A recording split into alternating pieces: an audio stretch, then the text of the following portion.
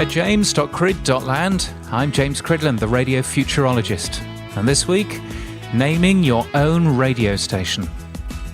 If you could own a radio station, what would you call it? Posted a man called Nick in a radio discussion board on Facebook the other day.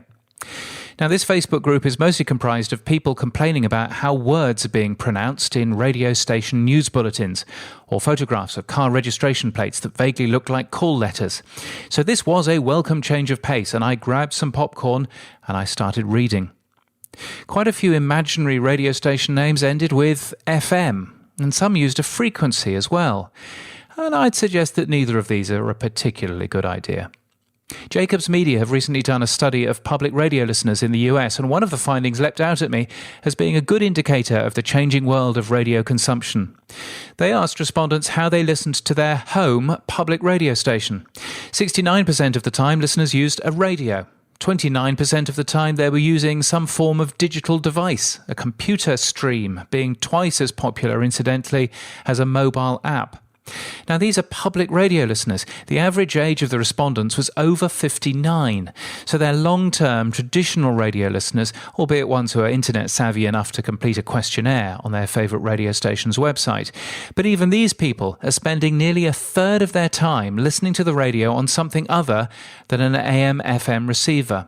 So I'd warn against using a frequency or FM in your station name if you can avoid it, since more and more listeners aren't using either of those things to listen.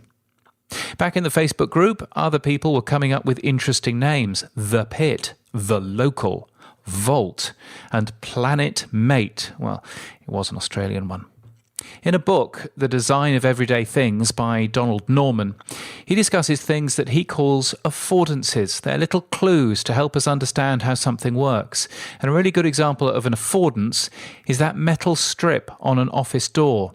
It's put on the side of the door that you push, and it's there precisely to let you know that you can push this door and which side to push it. It actually does nothing else.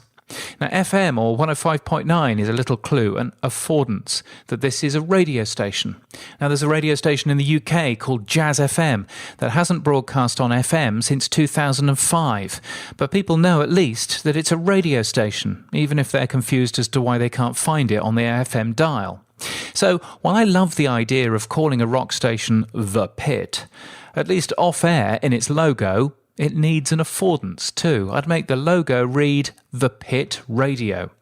Without it, after all, The Pit could be literally anything.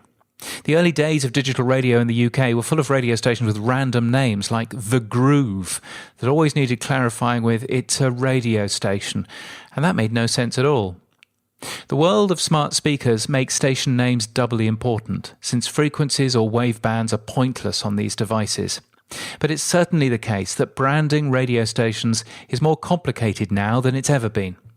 The word radio might be the most important brand we have.